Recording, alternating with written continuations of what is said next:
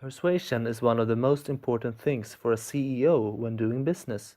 In order to persuade and inspire in a business environment, Robert McKee and Brown and Fryer claims that normal PowerPoints and memos just don't do it. Instead, the way forward is storytelling. We need to throw away the PowerPoints and conventional techniques and start to learn how to tell a story. Stories can give meaning to life, express values, teach the young, and convey culture. They can give one a sense of wholeness, that the pieces of one's life fit together and add up to something. So, why is storytelling better than other ways to present? If you're giving a normal presentation of facts and statistics with, let's say, PowerPoint, the listeners have their own experiences and facts in their minds, which leads them to argue with you in their head. Not the best way to learn, right? Storytelling is different from normal rhetorics in the way that while it's filled with lots of information, it also speaks to the listener's emotions and energy. If you can connect facts with feelings in a good way, then you can really get people's attention and both inspire and learn. So, do you have to stand in front of people and tell them stories? Not necessarily. There is a more modern way. Storytelling can be done visually with something called digital storytelling. It is basically just connecting media as sounds and images using digital technology. Normally, it is a short narrative that can be seen through a computer screen.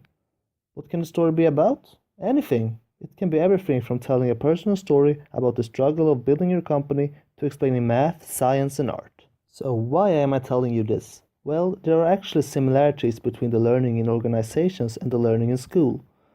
One example is the need to be able to work in groups.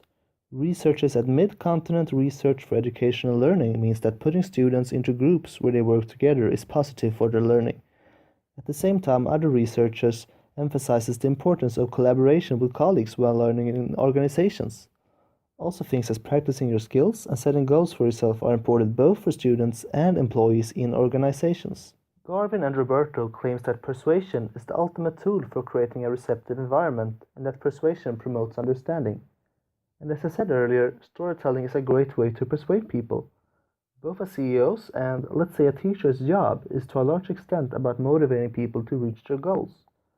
This all points to the fact that storytelling, or more precisely digital storytelling, should be used by teachers when they teach in school, the same way as it is used in organizations to persuade.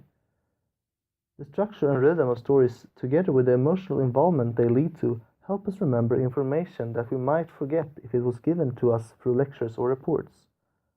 Besides the benefits of storytelling I have already mentioned, digital storytelling speaks to students in their own language. Students live in a world where the information they receive is mostly oral and digital. So instead of letting students read and take in printed information, why not use the ways of learning they feel comfortable with? My belief is that using digital storytelling as a way of teaching in school would be a great addition to the more classic style of educating.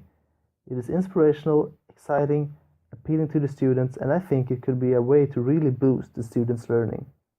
Thank you for listening.